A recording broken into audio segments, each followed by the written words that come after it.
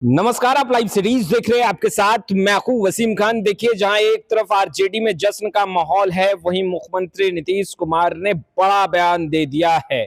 और देखिए, बयान के बाद बिहार की सियासी गलियारों में हलचल तेज हुई है। एकाएक वहीं जीतन राम मांझी ने अज्ञानी बता दिया।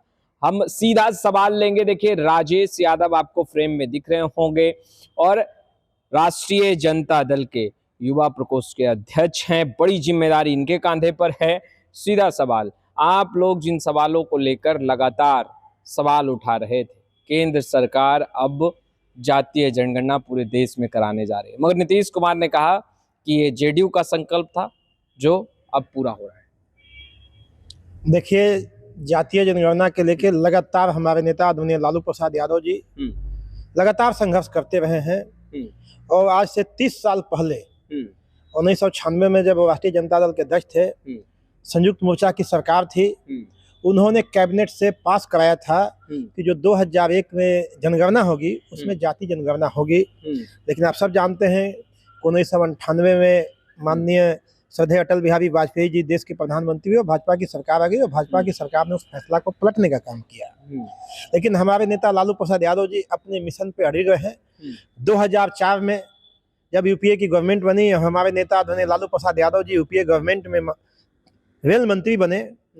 बिहार की जनता ने जब हमने नेता लालू प्रसाद यादव जी को ताकत दिया तो इस ताकत के दम पर उन्होंने काम करने का काम किया और मनमोहन सिंह सरकार से 2006 में कैबिनेट से पास कराया कि आगे जो 2011 में जनगणना होगी उस जनगणना में जाति आधारित जनगणना होगी। सब जानते हैं कि 2009 में राष्ट्रीय जनता दल थोड़ा कमजोर पड़ा।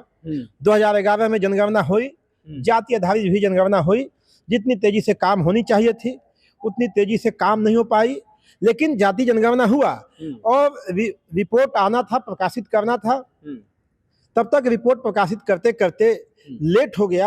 मैंने बताया कि तेजी से काम नहीं हुई, लेकिन 2014 में तब तक भारतीय जनता पार्टी और नरेंद्र मोदी जी की सरकार आ गई और ये सरकार ने जाति आधारित जो जनगणना हुई थी 11 में हमारे नेता लालू प्रसाद यादव जी के प्रयास से, उसको इन्होंने सार्वजनिक करने से इनकार कर दिया। इनका कैबिनेट ने फैसला ले लिया कि 2016 में कि हम इसको प्रकाशित नहीं करेंगे। नरेंद्र मोदी जी कई मौक़ों पर उनके पार्टी के नेताओं ने लोकसभा में, राज्यसभा में कई माननीय सांसदों के सवालों के जवाब में कहा है कि हमारी कोई मंशा जाति जनगणना कराने की नहीं है। लेकिन वसीम जी, मैं एक बात बनाना चाहता हूं कि लालू प्रसाद यादव जी कर्पूरी ठाकुर जी के विचारधारा को लेकर चलने वाले लोग हैं। कर्पूरी ठाकुर जी ने डॉक्टर राम मनोहर लोहिया के विचारधारा को लेकर चला, यानी यह हमारे जो समाजवादी पुरोधा हैं जो लगातार लड़ते रहे हैं। और डॉक्टर राम मनोहर लोहिया जी हरदम कहा करते थे अपने लोगों से, अपने कार्यकर्ताओं से कि कानून जो है संसद में नहीं बनता है, कानून खेत और खलिहानों में बनता है। आप खेत और खलिहानों में संघर्ष करो, संसद केवल उस पर ठप्पा लगाती है। और राष्ट्रीय जनता दल के तमाम जंबाब कार्यकर्ता और नेता लगातार लड़ते रहे। वसीम भाई, हमारे नेता आदरणीय तेजस्वी प्रसाद यादव जी हमको जुआ का अध्यक्ष बनाए और मैंने भी लगातार, मैं 2023 में जुआ का अध्यक्ष बना और मैं बनते ही पूरे बिहार में जातीय जनगणना को लेकर आंदोलन छेड़ने का काम किया। और जानते हैं, मैं 5 जून 2023 को पूरे बिहार में हम लोगों ने पूरे बिहार में एक साथ जाति आधारित जनगणना केंद्र सरकार कराए, इसको लेके हम लोगों ने जुआ राष्ट्रीय जनता दल ने भी धरना पर बैठने का काम किया। और उस धरना से पहले 15 दिन पहले हमारे सभी साथी गांव में जाते थे, गरीब के यहाँ, गुरबे के यहाँ, सबके यहाँ जा करके लोगों को बताते थे, हैंडबिल लेकर के, पर्चा लेकर के, कि क्यों जातीय आधारित जनगणना जरूरी है। हमारे नेता आदरणीय लालू प्रसाद यादव जी, हमारे नेता आदरणीय तेजस्वी प्रसाद यादव जी क्यों चाहते हैं कि जातीय जनगणना आधारित हो। इसलिए हम लोगों ने लोगों को गोलबंद करने का, और जुआ राष्ट्रीय जनता दल ने भी लोगों को गोलबंद करने के लिए लोगों के बीच में गया। पर नीतीश कुमार तो इसे अपनी जीत बता रहा हूँ, मैं थोड़ा बात आने दीजिए, तो सभी बात जनता के सामने जानी चाहिए। हमने लगातार प्रथम चरण में, द्वितीय चरण में हम लोगों ने ग्राम चौपाल कार्यक्रम लगाया और ग्राम चौपाल कार्यक्रम 2023 में ही 12 अक्टूबर राम मनोहर लोहिया जी के पुण्यतिथि से चालू होकर के और 26 तारीख को संविधान दिवस के अवसर पर हम लोगों ने सभी प्रखंड मुख्यालय पर समापन किया था। और उस 1.5 महीना में हमारे जुआ राष्ट्रीय जनता दल के साथी गांव-गांव गए थे, इस मुद्दे को लेकर के लोगों के पास गए थे और उन्होंने लोगों से समर्थन मांगा था और लोगों को जगाया था, बताया था कि जाति आधारित जनगणना क्यों जरूरी है। मैं कहना चाहता हूं हमारे नेता आदरणीय तेजस्वी प्रसाद यादव जी लगातार, आपको याद होगा 2023-22 में ही उन्होंने कहा था कि अगर बिहार सरकार कराए जातीय आधारित जनगणना, उन्होंने जातीय आधारित जनगणना को लेकर के पैदल मार्च का ऐलान किया था। सब कहानी सब ऑन रिकॉर्ड है। यानी राष्ट्रीय जनता दल का एक एक कार्यकर्ता इस लड़ाई में लगातार साथ देते रहा और बिहार की जनता और देश की जनता का सहयोग मिलते रहा। तो मैं समझता हूं कि डॉक्टर राम मनोहर लोहिया जी का जो कथन है कि कानून जो है संसद में नहीं बनता है, खेत और खलिहानों में बनता है। देश की 90% आवाम, चाहे वो दलित हो, शोषित हो, वंचित हो, अति पिछड़ा हो, अकलियत हो, सब लोगों ने मन बना लिया कि देश में जातिगत जनगणना होना चाहिए। इसलिए नीतीश कुमार ने कहा कि बिहार में हमारी सरकार ने करवाई और वही चीज अब केंद्र सरकार पूरे देश में कराएगी जातीय आधारित जनगणना। मैं आता हूं नीतीश जी पर भी मैं आता हूं असीम भाई, मैं यही कहना चाहता हूं कि जन दबाव में, लोगों के जन दबाव में, बहुजन दबाव में, समाजवादियों के दबाव में ये सरकार ने फैसला लिया है। दबाव में फैसला लिया है, लोगों के दबाव में फैसला लेना पड़ा कि जातीय आधारित जनगणना करने के लिए सरकार ने घोषणा किया है। लेकिन मैं आपके माध्यम से कहना चाहता हूं कि यह घोषणा भी जुमला नहीं हो जाए, इसलिए मैं अपने तमाम साथियों को भी कहना चाहता हूं कि आप सभी साथी सतर्क रहें और सजग रहें, क्योंकि जिन लोगों से हम लोग की लड़ाई है ये चालाक और चतुर लोग हैं, चालबाज लोग हैं, धोखेबाज लोग हैं, जो कि समय के साथ ये मुंह फेर लेते हैं। इसलिए जातीय आधारित जनगणना जब तक पूरी रिपोर्ट नहीं आ जाती है तब तक जो लड़ाई हम लोग शुरू किए हैं, यह लड़ाई इसी तरह से हमें सभी साथियों को सजग रहना है और मजबूत रहना है। नीतीश कुमार सजग हैं, अब मैं आना चाहता हूँ नीतीश कुमार जी के साथ। नीतीश कुमार जी, ये आपका एजेंडा नहीं था। आप 20 वर्षों से थे बिहार के मुख्यमंत्री, लेकिन जब हमारे नेता आदरणीय तेजस्वी प्रसाद यादव जी ने कहा कि बिहार में अगर भारत सरकार जाति जनगणना कराने चाहती है तो आप बिहार में कराइए। वसीम भाई, सबको मालूम होगा, यहाँ से सर्वदलीय टीम गया, आप सबको मालूम है कि उस टीम का नेतृत्व करता नीतीश कुमार जी थे।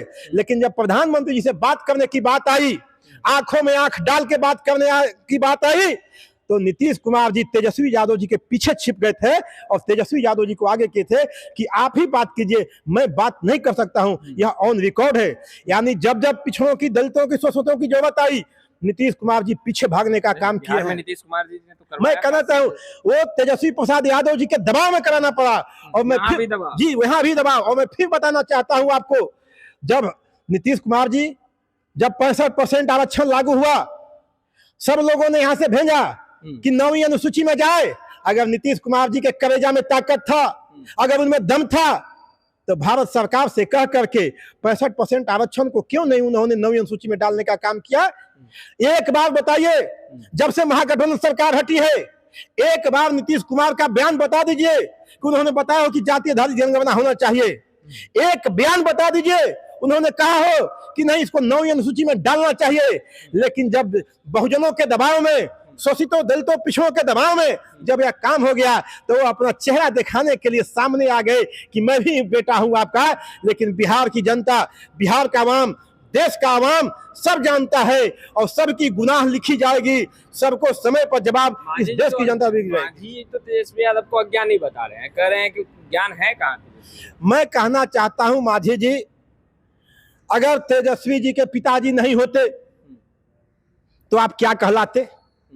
सबको मालूम है क्या कहलाते, सबको। मैं कई बार बोल चुका हूं, उनको जो है अब टीटीएम गिरी करना है। इस उम्र में टीटीएम गिरी नहीं करना चाहिए, दलितों का, शोषितों का, वंचितों का बात करना चाहिए।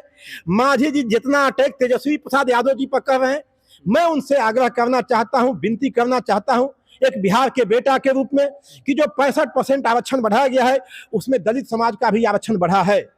आप भारत सरकार में मंत्री हैं, आप जाके नरेंद्र मोदी जी से मिलिए और कहिए कि आप इस 65% आरक्षण को 9वीं अनुसूची में डाल दीजिए। अगर 9वीं अनुसूची में बन जाएगा तो दलित का बेटा भी यहाँ बीडीओ बनने लगेगा, दलित का बेटा भी सीओ बनने लगेगा, दलित का बेटा भी एसडीओ बनने लगेगा, दलित का बेटा भी मास्टर बनने लगेगा। आज दलितों का अभी जो बहाली हुई 50,000 सीट, 50,000 जो आरक्षण का सीट था वो सब लोग खा गए। अगर मांझी जी आपकी चिंता है, आप पूरे दलित समाज का चिंता कीजिए, बिहार का चिंता कीजिए। अटैक कहाँ कर रहे हैं? वो तो अपने पुत्र का पूरा सर्टिफिकेट बता रहे हैं कि देखिए मैट्रिक, 12, ग्रेजुएशन, उसके बाद फिर अन्य डिग्री के बारे में भी उन्होंने जिक्र मैं तो यही कहना चाहता हूं कि मांझी जी आप इतने काबिल आदमी हैं, तो जो पुत्र से मैं तो वही बात कहूँ ना कि जब मांझी जी आप इतने काबिल आदमी हैं, दलितों का आरक्षण भारत सरकार रोक के रखा है, उसको 9वीं अनुसूची में डलवाइए। वो सिर्फ इसलिए आते हैं कि उनके पास कहने के लिए कुछ नहीं है, मुंह दिखाने के लिए कुछ नहीं है, तो उन लोग का भारतीय जनता पार्टी और उनके सहयोगियों का एक ही काम है कि वहां से प्लेन से चढ़ते हैं और पटना एयरपोर्ट पहुंचते हैं। उनको एक ही काम है कि तेजस्वी प्रसाद यादव जी को गाली दो और अपना फोटो अखबार में छपवाओ। इसके अलावा बताएं कि लगभग साल भर होने जा रहा है, बिहार के लिए अपने मंत्रालय में अपने कितना काम कराया। उनको बताना चाहिए कि 11 वर्षों से जो देश में नरेंद्र मोदी की सरकार है, कितना पैसा 11 वर्षों में गुजरात को गया और कितना पैसा बिहार को आया है, बताना चाहिए। लेकिन इन लोगों का एक सूत्री काम है कि वहां से आओ और यहाँ गाली दो तेजस्वी यादव जी को, गाली दो हमारे नेता लालू प्रसाद यादव जी को, ताकि अखबार में बड़ा बड़ा फोटो जो है वो लोग छापेंगे कि ये बहुत बड़े नेता हैं। पटाखा छोड़ रही है। कौन? जेडीयू पटाखा छोड़ रही है। जेडीयू जो है ना कुछ नहीं करेगी। जेडीयू तो बी टीम है भारतीय जनता पार्टी के। जेडीयू जो है चाहती है, लेकिन देखिए जेडीयू कभी नहीं चाहती थी कि जाति जनगणना हो।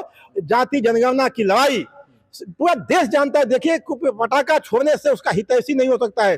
पूरा देश जानता है कि जाति जनगणना के लिए लड़ने के लिए हमारे नेता आदरणीय लालू प्रसाद यादव जी, श्रद्धेय मुलायम सिंह यादव जी, हमारे नेता शरद यादव जी ने लगातार लड़ने का काम किया। रामविलास पासवान जी ने लड़ने का काम किया। सब लोग लड़ाई लड़ा है। नीतीश कुमार जी कभी आरक्षण की लड़ाई नहीं लड़े हैं, चाहे वो कर्पूरी ठाकुर जी के समय का आरक्षण हो या 2007 के आरक्षण में लागू हो। जब जब लड़ाई हुई नीतीश कुमार और इनकी पार्टी भागने का काम किया। और अभी भी मैं कहना चाहता हूं आपके माध्यम से कि वो जनता दल उत्तर पर फोड़े मिठाई बांटे कि जो अभी महागठबंधन की सरकार ने 65% आरक्षण जो दिया है उसको 9वीं अनुसूची में लागू करा दे, ताकि उनकी सरकार है, उन्हीं के प्रधानमंत्री हैं, उन्हीं के लोग हैं, डबल इंजन की सरकार है, ये काम क्यों नहीं कराते हैं। लेकिन मैं कहना चाहता हूं वसीम भाई कि एक काम भी 65% आरक्षण भी लागू होगा, क्योंकि बिहार का युवा, बिहार का नौजवान, बिहार का दलित, बिहार का शोषित, हम लोग लगातार गांवों में कैंप कर रहे हैं, लगातार गांवों में आंदोलन कर रहे हैं, लोगों के बीच जा रहे हैं। और डॉक्टर राम मनोहर लोहिया का कथन याद रखिएगा कि कोई भी कानून, जो कानून बनता है वो खेतों में बनता है, खलिहान में बनता है, बस स्टैंड में बनता है, ट्रेन में बनता है, चौक और चौराहों पर बनता है। पार्लियामेंट के उस पर मुहर लगाती है और 65% आरक्षण को भी एक न एक दिन पार्लियामेंट मुहर लगाएगी, यह मैं आपको विश्वास दिलाना चाहता हूं। तो आपने सुना राजेश यादव जी को। फिलहाल इस वीडियो में इतना ही। आपका बहुत बहुत शुक्रिया।